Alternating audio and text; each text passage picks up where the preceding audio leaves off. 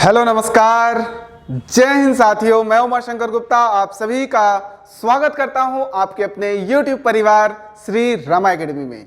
साथियों, आज के सेशन में हम लोग साइंस केमिस्ट्री जिसमें हम लोग T20 टॉप 20 क्वेश्चंस लेकर के आए हैं। एक पार्ट हो गया है जिसमें हमने 10 क्वेश्चंस जो केमिस्ट्री के टॉप मोस्ट 10 क्वेश्चंस थे उसको हमने कवर किया है।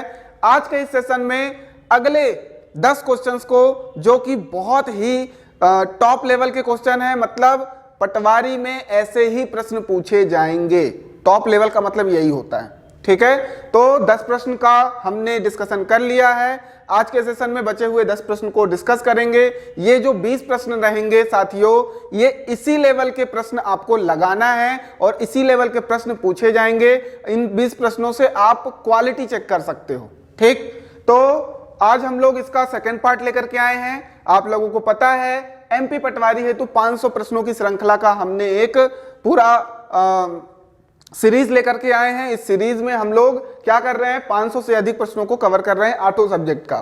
तो अभी आज हम लोग केमिस्ट्री का देखने वाले हैं। तो चलिए शुरू करते हैं। आज का हमारा पहला प्रश्न, निम्नलिखित में से कौन सा एक भौतिक परिवर्तन का उदाहरण है? कौन सा एक भौतिक परिवर्तन का उदाहरण है? पहला, भोजन का पाचन, दूसरा गोबर गैस का बनना, या फिर फलों का पकना, या फिर आइसक्रीम बनाना। क्या है भौतिक परिवर्तन? साथियों, 2 परिवर्तन है, एक भौतिक और एक रासायनिक। इनमें से 3 परिवर्तन ऐसे हैं जो रासायनिक परिवर्तन है। भौतिक परिवर्तन में रंग, रूप, साइज, शेप, जैसे आपने कोई भी बॉटल है उसको तोड़ दिया तो उसका भौतिक परिवर्तन हो गया। शेप चेंज हो गया मतलब भौतिक परिवर्तन, कलर चेंज हो गया भौतिक परिवर्तन। परंतु अगर रिएक्शन हो, अगर किसी भी चीज का रिएक्शन, रासायनिक अभिक्रिया हो रही होगी तो हम बोलेंगे वहां पर रासायनिक परिवर्तन हुआ है, ठीक। तो आइए देखते हैं भोजन का पाचन। साथियों, भोजन को पचने के लिए आप लोग जानते हो जब खाना खाते हो तो अमाशय में HCl हाइड्रोक्लोरिक एसिड निकलता है जो कि रिएक्शन करता है भोजन से और उसको डाइजेस्ट करता है। तो सिंपल सा समझ में आ रहा है कि भोजन का पाचन रासायनिक अभिक्रिया है, ठीक है। तो वो रासायनिक परिवर्तन का उदाहरण हो गया। तो ये तो नहीं होगा। गोबर गैस का बनना, देखो साथियों ये कितना प्रैक्टिकल, आपको जो प्रश्न पूछे जाते हैं वो प्रैक्टिकल ज्यादा होते हैं, ठीक। प्रैक्टिकल क्वेश्चंस जो एग्जांपल्स होते हैं प्रैक्टिकल, उन पर ज्यादा जोर दिया करो और अपने सभी सब्जेक्ट्स पे उसे कनेक्ट किया करो। साइंस में खास करके, साइंस में ज्यादातर प्रैक्टिकल प्रश्न पूछे जाते हैं। तो गोबर गैस का बनना, यहां पर जब गोबर से गोबर गैस बनाई जाती है तो वहां पर भी रासायनिक अभिक्रिया, रासायनिक परिवर्तन होता है। क्योंकि इसमें मैंने भी लास्ट वाले पार्ट 1 में सेशन में भी बताया था कि जब हम लोग गोबर गैस से बनाए जाते हैं, गोबर से कोई गैस बना रहे हैं तो वहां पर हम लोग उत्प्रेरण का उपयोग करते हैं, कैटलिस्ट का उपयोग करते हैं ताकि अभिक्रिया तीव्र हो जाए। तो यह भी आंसर रासायनिक का होगा, तो भौतिक का तो नहीं है। फलों का पकना, यह भी क्या है, यह भी भौतिक नहीं है, यह भी रासायनिक है, फलों का पकना। और आंसर होगा हमारा आइसक्रीम बनाना। आइसक्रीम बनाना पूरी तरीके से भौतिक परिवर्तन है। तो ये आप आंसर नोट कर लो और कुछ एक्स्ट्रा फैक्ट्स जो हमारा डिस्कशन का मुख्य भाग है उसे समझते हैं। आंसर हो गया क्या, आइसक्रीम का बनाना। आइसक्रीम का बनाना जो है भौतिक परिवर्तन का एक उदाहरण है। फैक्ट्स देख लेते हैं कि किसी भी पदार्थ के ये भौतिक गुण जो होते हैं और कोई भी परिवर्तन, भौतिक गुणों में कोई भी परिवर्तन हो तो भौतिक परिवर्तन कहलाता है। भौतिक गुण क्या कहलाते हैं, वही जो मैं बताया अभी, साइज, शेप, है ना, जो आकार है, आकृति है। तो भौतिक गुणों में किसी भी पदार्थ का आकार, रूप, रंग और अवस्था, मतलब ठोस, तरल, गैस, ठोस से तरल में, ठोस से गैस में, या किसी भी अवस्था से किसी भी अवस्था में परिवर्तित हो जाए, ये सारी चीजें अगर शामिल है तो बोलेंगे भौतिक गुण है और इससे जो होने वाले परिवर्तन है वो भौतिक परिवर्तन हो गया। क्लियर है इतनी बात? भौतिक परिवर्तन क्या होता है तो आप आराम से बता पाओगे। कुछ अन्य उदाहरण देख लो भौतिक परिवर्तन का। पानी का उबलना, ये भौतिक परिवर्तन है। ये बहुत आराम से इसको समझ सकते हो, इसमें कंफ्यूज मत होना। पानी सिर्फ उबला तो है, गर्म ही तो हुआ है। क्या उसमें कोई रासायनिक अभिक्रिया, क्या वो H2O से कुछ और बन गया? क्या कोई केमिकल रिएक्शन हुआ, कोई कुछ उसमें अगर आप मिलाते हो तब होगा उसका रिएक्शन, तब बोलेंगे रासायनिक अभिक्रिया हुई है, रासायनिक परिवर्तन हुआ है। लेकिन H2O में ही है, बस वो गर्म हुआ है। तो पानी का उबलना एक भौतिक परिवर्तन है। मोम का पिघलना भौतिक परिवर्तन है, आराम से पिघल गया मोम। ठीक, पानी का जमना और शुष्क बर्फ का ऊर्ध्वपातन, कागज की क्रशिंग, कागज को तोड़ मरोड़ दो, ये सारे के सारे क्या हैं, ये सारे के सारे भौतिक परिवर्तन है। तो इस तरीके का कोई भी भौतिक या रासायनिक परिवर्तन से प्रश्न पूछा जाएगा, आप कर पाओगे। आज के अगले प्रश्न पर चलते हैं। प्रश्न नंबर 2, निम्नलिखित में से कौन सा गुणधर्म आवर्त सारणी में बाएं से दाएं घटता जाता है और ऊपर से नीचे की ओर आने पर बढ़ता जाता है? आवर्त सारणी मैंने आपको बता रखी है, ये पूछ रहा है, ये आवर्त सारणी है। आवर्त सारणी में सबसे पहले ये समझ लो कि ये जो होते हैं ऊपर से नीचे, ये होते हैं हमारे समूह, ग्रुप्स। ये हो गया ग्रुप नंबर 1, ये हो गया ग्रुप नंबर 2, और ये 3 4 5 6 7 पूरे, ये ग्रुप नंबर 13 14 15 16 17 18, ये समूह हो गए। टोटल 18 समूह हैं। और अगर आवर्त की बात करते हैं तो ये हो गया पहला आवर्त, इसमें हाइड्रोजन हीलियम आता है। ये हो गया दूसरा आवर्त, लिथियम बेरिलियम वाला। ये तीसरा आवर्त, चौथा आवर्त, पांचवा, छठवां, सातवां। 7 आवर्त हैं, 18 समूह हैं। मतलब पीरियड की संख्या कितनी है? 7, और समूह की संख्या है 18। तो इसमें पूछ रहा है जब हम लोग लेफ्ट से बाएं से दाएं ओर जाते हैं तो क्या घटता है और ऊपर से नीचे जाने पर क्या बढ़ता है। 4 ऑप्शन में आपको पूछा गया है। क्या है वो ऑप्शन? आयनन ऊर्जा, इलेक्ट्रॉन बंधुता, विद्युत ऋणात्मकता और परमाणु की त्रिज्या। तो साथियों, परमाणु का जो आकार है या फिर परमाणु की त्रिज्या, इन दोनों का आंसर सेम होगा। तो परमाणु की त्रिज्या या फिर परमाणु का आकार, साइज, लेफ्ट से राइट जाएंगे तो घटेगा और ऊपर से नीचे जाएंगे तो बढ़ेगा। यह आपको याद कर लेना है। ठीक है, मैं समझा देता हूं कैसे, इसे नोट कर लो। अगर कौन सा गुणधर्म, तो ये त्रिज्या, परमाणु एक सर्कल है, उसका नाभिक का जो सेंटर है वहां से जो आउटर मोस्ट जो कोश होगा, जो शेल होगा, वहां तक का जो डिस्टेंस है वो त्रिज्या, वो रेडियस कहलाती है। ठीक, तो कुल मिलाकर के बात हो रही है कि साइज किसका बड़ा है किसका छोटा है। यहां पर ये साइज छोटा है मतलब त्रिज्या छोटी है, अगर साइज बड़ा है तो त्रिज्या बड़ी है। ठीक है, तो आइए समझ लेते हैं थोड़ा सा। यहां पर आप देखो, अगर मैं पीरियोडिक टेबल में बात करूंगा तो आप यहां पर अच्छे से समझ सकते हो कि अगर ये आवर्त 2 अगर बात करते हैं लिथियम और बेरिलियम की, तो लिथियम लेफ्ट में है बाएं ओर और बेरिलियम दाएं ओर है। तो इस हिसाब से क्या हुआ, लिथियम जो है, लिथियम का जो आकार है वो बेरिलियम से बड़ा हो गया, जबकि परमाणु क्रमांक इसका 3 है, उसका 4 है। परमाणु क्रमांक 3 है, 4 है, तो परमाणु क्रमांक के हिसाब से ऐसा हमको लगता है कि बेरिलियम बड़ा होगा, परंतु बड़ा कौन है? लिथियम बड़ा है। उसका क्या कारण है? उसका कारण समझो साथियों। और इसी तरीके से यहां पर सोडियम जो है वो बड़ा होगा मैग्नीशियम से। ठीक, और मैग्नीशियम बड़ा होगा एल्यूमिनियम से। इस पूरे के पूरे आवर्त में सबसे बड़ा एलिमेंट सोडियम होगा। लेकिन ऊपर से नीचे जाएंगे तो लिथियम से बड़ा होगा सोडियम, सोडियम से बड़ा होगा पोटेशियम, और नीचे जाओगे तो ये बड़ा होते जा रहे हैं। ऐसे जब नीचे जाएंगे तो साइज बढ़ता जाएगा, ऐसे जाएंगे तो साइज घटेगा। सबसे महत्वपूर्ण कारण, सर अगर हम लोग आवर्त 1 में हैं, आवर्त ऐसे, तो उसमें सिर्फ एक सेल, एक कोश होगा, एक कोश। अगर आवर्त 2 में है तो 2 कोश होगा, सर साइज बड़ा हो गया। आवर्त 3 में है तो 3 कोश होगा, और बड़ा हो गया साइज। आवर्त 4 में है तो 4 सेल होंगे, ऐसे 5 सेल, 6 सेल और 7 सेल। साइज बड़ा हो रहा है, ऊपर से नीचे जाने पर साइज बड़ा होगा। परंतु अगर जैसे मान लो आवर्त 3 में है तो आवर्त 3 के जितने भी एलिमेंट हैं सभी के लिए 3 सेल हैं, 3 कोश हैं, 1 2 और 3। इसी में सारे के सारे इलेक्ट्रॉन भरे जाएंगे। अब बात क्या होगी, अगर सोडियम और मैग्नीशियम की बात करेंगे तो मैग्नीशियम में इलेक्ट्रॉन की संख्या, प्रोटॉन की संख्या बढ़ गई। ठीक, किससे? सोडियम से, जिससे कि इनमें ऋणात्मकता और धनावेश दोनों एक दूसरे को अट्रैक्ट कर रहे हैं, जिससे कि इसका साइज थोड़ा सा कॉन्ट्रैक्ट हो जाएगा इसके कंपेयर में, सोडियम के कंपेयर में, जिससे कि साइज थोड़ी सी कॉम्पैक्ट हो जाएगी, छोटी हो जाएगी। इसलिए लेफ्ट से राइट जाने पर आकार घटता है, रेडियस त्रिज्या घटती है, ऊपर से नीचे जाने पर साइज बड़ा होता है, त्रिज्या बड़ी होती है। आई होप समझ में आ गया होगा। ठीक, तो आंसर हमारा परमाणु त्रिज्या। कुछ एक्स्ट्रा फैक्ट हैं, उन्हें नोट कर लीजिए। आधुनिक आवर्त सारणी में त्रिज्या जो है बाएं से दाएं जाने पर घटती है, और अगर हम बात करें ऊपर से नीचे जाने पर तो उसका साइज बढ़ेगा और उसकी त्रिज्या भी बढ़ेगी। कुछ एक्स्ट्रा फैक्ट जैसे कि आयनन ऊर्जा के लिए, आयनन ऊर्जा अगर बाएं से दाएं जाएंगे और नीचे से ऊपर की ओर जाने पर आयनन ऊर्जा बढ़ती है। आयनन ऊर्जा दोनों तरीके से बढ़ेगी, अगर बाएं से दाएं जा रहे हैं या फिर नीचे से ऊपर जा रहे हैं।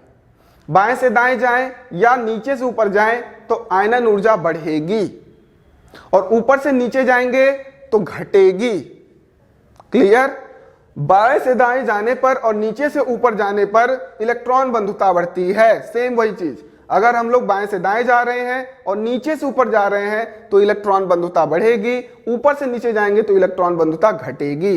इसी तरीके से दाएं से बाएं और ऊपर से नीचे की ओर जाने पर परमाणु की त्रिज्या बढ़ती है। ये सारे फैक्ट नोट कर लीजिए, आपको कॉन्सेप्ट समझ में आना चाहिए। कॉन्सेप्ट क्लियर होगा तो आप अपना दिमाग लगा सकते हो। बाकी आयनन ऊर्जा, इलेक्ट्रॉन बंधुता, ये क्या होते हैं मैंने लेक्चर में बहुत ही बेहतरीन एक लेक्चर बनाया है आपका पीरियोडिक टेबल पर, तो उसे आप लोग एक बार देखिए प्लेलिस्ट में जाकर के। ठीक, अब बात कर लेते हैं अगले प्रश्न पर। आज का हमारा जो अगला प्रश्न है वह है तीसरा, जिसमें पूछ रहा है कि कौन सा क्यूरियम का रासायनिक प्रतीक है। क्यूरियम, क्या इससे पहले आपने क्यूरियम कोई भी एटम का नाम सुना था? अगर नहीं सुना है तो अभी सुन लीजिए। क्यूरियम जो है मैडम क्यूरी के नाम पर रखा गया एक परमाणु का नाम है, मैडम क्यूरी के नाम पर। अब पूछ रहा है इसमें से कौन सा संकेतक क्यूरियम के लिए होगा। तो पहला ऑप्शन जो है इसको हम लोग बोलते हैं क्रोमियम, जिसका परमाणु क्रमांक होता है 24। इसको बोलेंगे सीएम जो है, ये है हमारा क्यूरियम। क्यूरियम Ci कुछ भी नहीं होता, ये Cu जो होता है इसको बोलते हैं कॉपर, जिसका परमाणु क्रमांक होता है 29।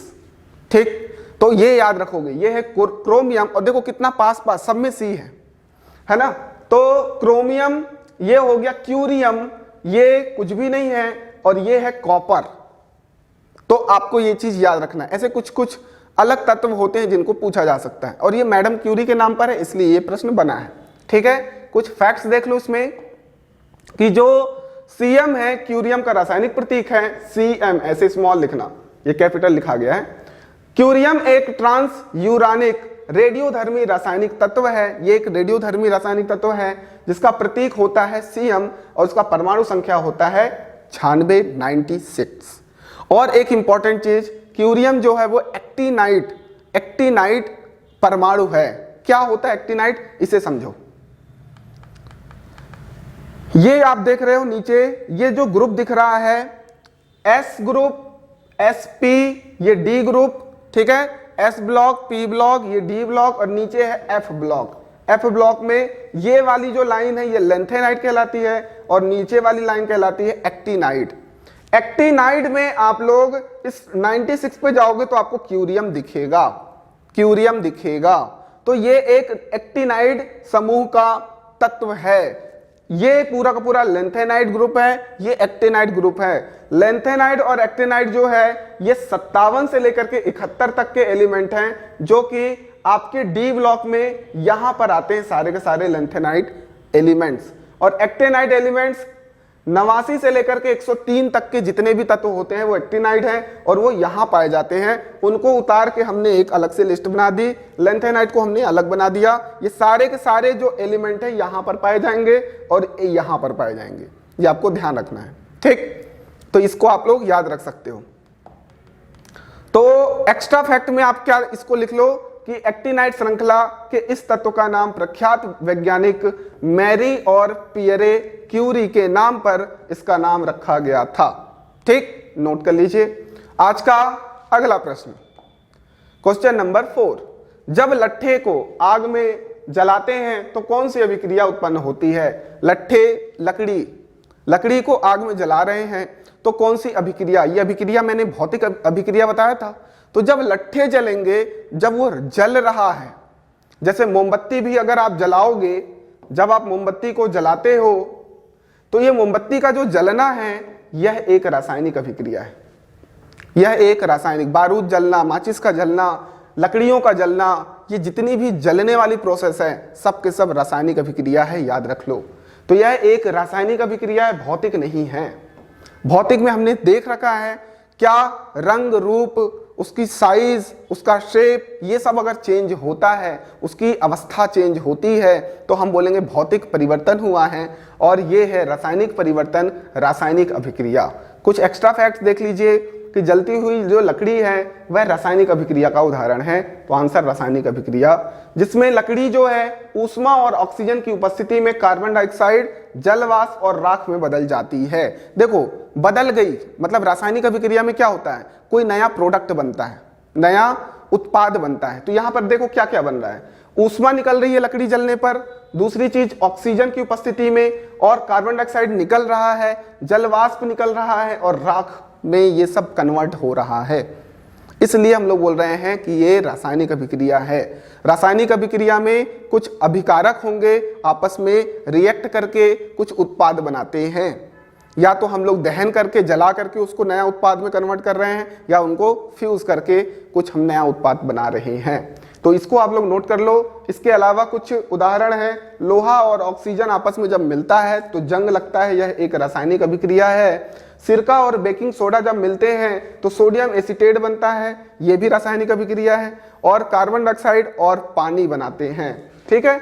जब आप सिरका और बेकिंग सोडा को आपस में मिलाते हो तो सोडियम एसीटेट, कार्बन डाइऑक्साइड और पानी, ये सारे प्रोडक्ट बनते हैं, उत्पाद बनते हैं। इसे नोट कर लो।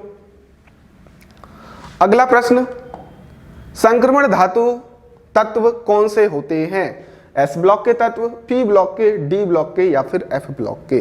संक्रमण तत्व, संक्रमण मतलब संक्रमण क्षेत्र जैसे सुने हो, जैसे कि इधर पूरा का पूरा गांव है और इधर पूरा का पूरा शहर बसा है, ठीक। ये प्योर गांव है और ये प्योर शहर है, लेकिन इनको जो जोड़ने वाला स्थान, ये जो इतना एरिया है, ये संक्रमण एरिया कहलाता है, संक्रमण क्षेत्र कहलाता है। ये पूरी तरीके से ना तो गांव है और ना पूरी तरीके से शहर है, डेवलपमेंट चल रहा है और ग्रामीणता भी यहाँ पर उपस्थित है। तो इस तरीके से हम लोग बोलेंगे जहां पर ये संक्रमित है वो संक्रमण क्षेत्र हो गया, ना तो गांव है ना तो शहर है, मिक्स्ड अप है।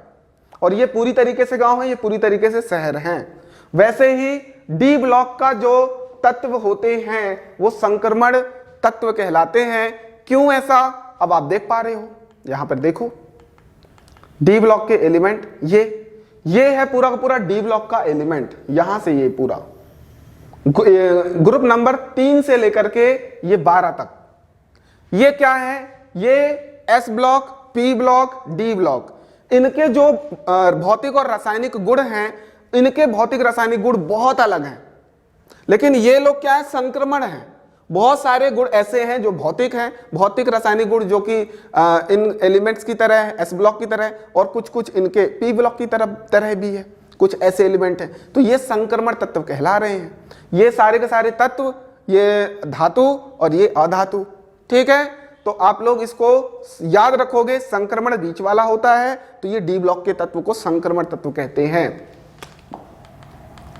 आज का अगला प्रश्न,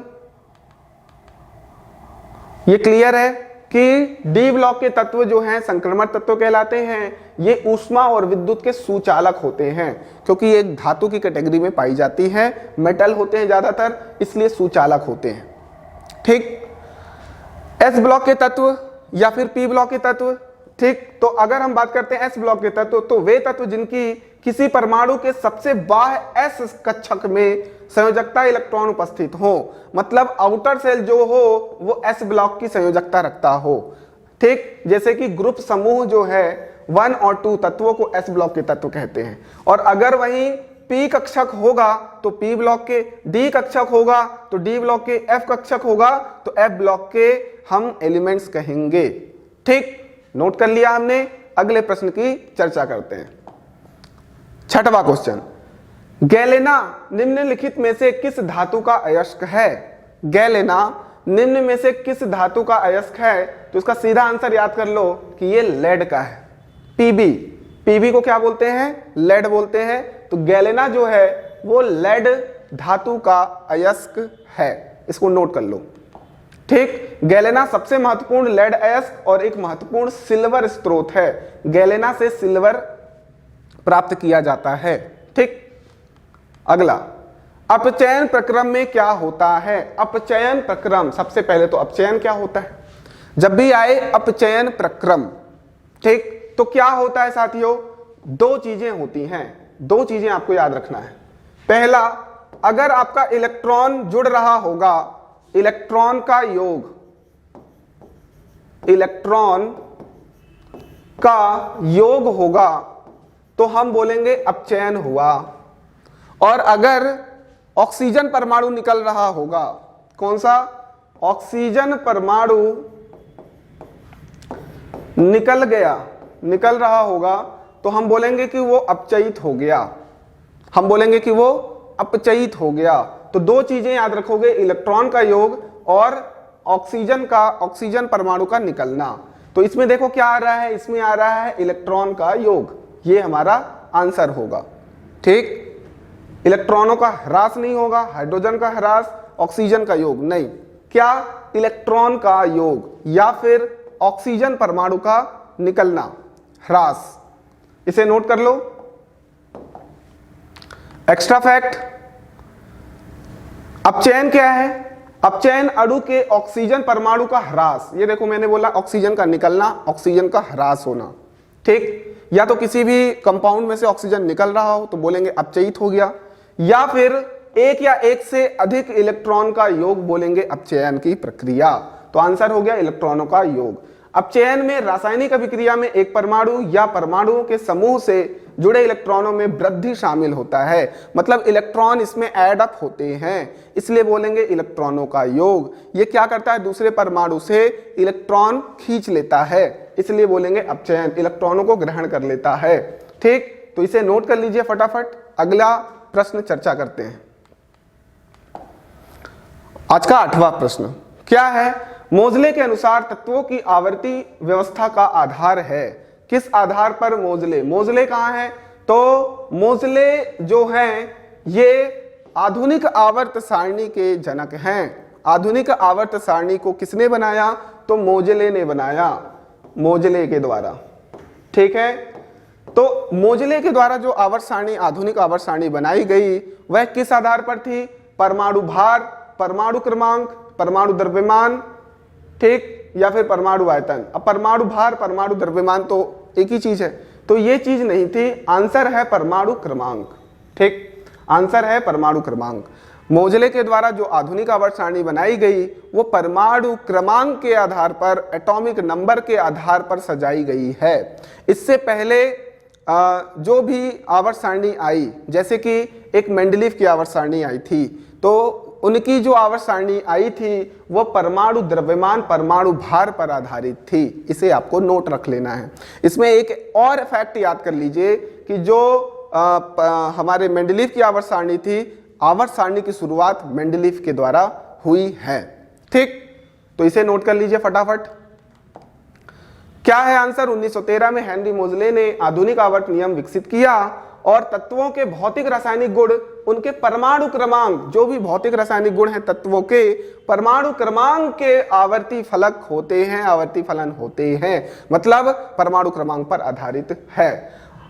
यहां पर एक्स्ट्रा फैक्ट क्या है? नियमित अंतराल पर भौतिक रासायनिक गुणों की पुनरावृत्ति हो, क्या भौतिक और रासायनिक गुणों की पुनरावृत्ति हो तो उसको आवर्तिता कहते हैं। आवर्त सारणी बनाई गई है, इस गुण को आवर्तिता कहते हैं। इतना आपको ध्यान रखना है। आज के अगले प्रश्न पर चलते हैं। 9वां प्रश्न, ऊष्मा का सर्वोत्तम चालक क्या है? कंडक्टर, गुड कंडक्टर कौन होगा? तो मैंने चैप्टर में बार बार धातु अधातु में, इसके बाद आवर्त सारणी में, ये मैंने बार बार नोट कराया है कि जो सिल्वर होता है, चांदी होता है, this is a very good conductor of heat and electricity. ठीक है, विद्युत और हीट दोनों का, विद्युत और ऊष्मा दोनों का ये गुड कंडक्टर है, बेस्ट कंडक्टर है। तो चांदी याद रख लोगे, नोट कर लो। चांदी के बारे में कुछ, चांदी को Ag से डिनोट करते हैं, A स्मॉल g, ये कैपिटल हो गया है। इसका परमाणु क्रमांक जो होता है 47 होता है। यह एक मृदु, सफेद और चमकदार धातु है। ठीक, यह एक बहुत ही नमनीय, आघात वर्धनीय धातु है। मैलिएबल धातु है, मतलब अगर हम लोग इसे पीटें तो चादर के फॉर्म में हम लोग इसको बना सकते हैं। डक्टाइल होता है, तन्यता जिसके पास होती है उसको हम लोग वायर के फॉर्म में ड्रॉन कर लेते हैं। ठीक है, तो इसकी तन्यता भी होती है, इसको वायर भी बना करके हम लोग यूज कर सकते हैं, परंतु चांदी नहीं करते हैं क्योंकि बहुत ज़्यादा इसकी अवेलेबिलिटी नहीं है। सिर्फ आभूषण के रूप में आप लोग यूज करिए, बहुत अच्छा है। विद्युत चालकता और तापीय चालकता, मतलब ऊष्मा का जो गुड चालक है, उच्च चालक होता है, यह ऊष्मा का सबसे अच्छा चालक है। यह आपको ध्यान रखना है सिल्वर के बारे में। आज का अगला और अंतिम प्रश्न, निम्नलिखित में से कौन से तत्वों को संयोजकता का सही क्रम में इसको सजाना है। संयोजकता मतलब वैलेंसी, मैंने अच्छे से समझाया था कि आपके पास चार चार तत्व दिए हुए हैं, आपको संयोजकता के आधार पर उन्हें सजाना आना चाहिए। क्या है, अगर बात करते हैं हमारे नियॉन की अगर बात करें तो नियॉन कौन से ग्रुप में पाया जाता है, तो 18वें ग्रुप में। ठीक, जिसको हम लोग निष्क्रिय गैस समूह बोलते हैं, अक्रिय गैस बोलते हैं। ठीक, अब इसकी जो परमाणु क्रमांक है वह है 10। सिलिकॉन की है, नाइट्रोजन की है 7, मैग्नीशियम की है 12, सिलिकॉन की होती है 14। ठीक है, अगर संयोजकता निकाले तो इसका इलेक्ट्रॉनिक विन्यास करना हमको आता है। सर इसको 2,8 कर दीजिए, ये हो गया 2,8। अगर 8 आ गया लास्ट में, जो कि मैजिक नंबर बताया था, 2, 8, 8, 18, 18, 32, 32। ये अगर आउटर सेल में इतने इलेक्ट्रॉन हुए तो उनका अष्टक पूरा होगा, उसकी वैलेंसी 0 होगी। तो यहां पर इसकी वैलेंसी जो है वो हो गई 0। ठीक, इसकी देखते हैं, इसको हम लोग सजाते हैं 2,8, ये 10 इलेक्ट्रॉन हो गया, बच कितना रहा है 4। चलिए इसको सजा लेते हैं, ये हो गया 2,5, इसको सजा लेते हैं, इसका होगा 2,8,2। ठीक है, तो सबसे पहले इसकी संयोजकता मिल गई 0, इसकी संयोजकता क्या होगी 4। ठीक, इसकी संयोजकता क्या होगी, आउटर सेल में जितने इलेक्ट्रॉन होंगे या तो वो संयोजकता होगा या 8 में से माइनस करो, 5 को 8 में से माइनस करो, 8 - 5 तो बच गई 3, और इसकी हो गई 2। तो सबसे कम हो गया 0 वाला, मतलब नियॉन सबसे पहले आएगा। फिर किसकी है, फिर 2 वाले की है, मतलब मैग्नीशियम है। उसके बाद 3 वाला मतलब नाइट्रोजन है, फिर जो बच रहा है सिलिकॉन। ये क्रम होगा, ये सबसे कम नियॉन 0, मैग्नीशियम, उसके बाद मैग्नीशियम का 2 आ गया, मैग्नीशियम का 2, नाइट्रोजन का आ गया 3, और फिर सिलिकॉन का आ गया कितना 4। इसका हो गया 0, इसका हो गया 2, इसका हो गया 3, उसका हो गया 4। तो आपका सही क्रम हो गया ये। आंसर देखो, ये आंसर नंबर हमारा पहला ही सही है। तो इस तरीके से आपको संयोजकता निकालनी आनी चाहिए, वैलेंसी क्या होती है। इसके लिए डरना नहीं है, 20 तक के सारे एलिमेंट जितने भी तत्व हैं उनका नाम लिखो, उनके परमाणु क्रमांक की संख्या लिखो, उनको याद करो। ठीक, और उसके बाद 21 से 30 का मैंने ट्रिक बनाया है, और मैंने ट्रिक वाला एक वीडियो भी बनाया आवर्त सारणी हेतु, उसे आप लोग देखिए। इस तरीके से आप पूरा का पूरा ये क्वेश्चन सॉल्व कर सकते हो, नोट कर लो। ठीक, तो आपका आंसर क्या हो गया, फर्स्ट वाला। तो आई होप आपको ये पूरा का पूरा 10 क्वेश्चन समझ आया होगा। इसी तरीके से बेहतरीन क्वेश्चन की और भी प्रैक्टिस करनी है तो हमारा जो ऐप है वहां पर आपको 200 से भी अधिक टेस्ट अवेलेबल हैं, और इसी तरीके से एक्सप्लेन्ड आंसर के साथ अवेलेबल हैं, बाइलिंगुअल है, लेटेस्ट पैटर्न पर है, 20 प्रीवियस ईयर पेपर हैं, 150 से ज़्यादा सब्जेक्ट वाइज जो 8 सब्जेक्ट हैं आपके, और 15 FLT 12 MPGK के इस तरीके से टेस्ट आपका बनाया गया है।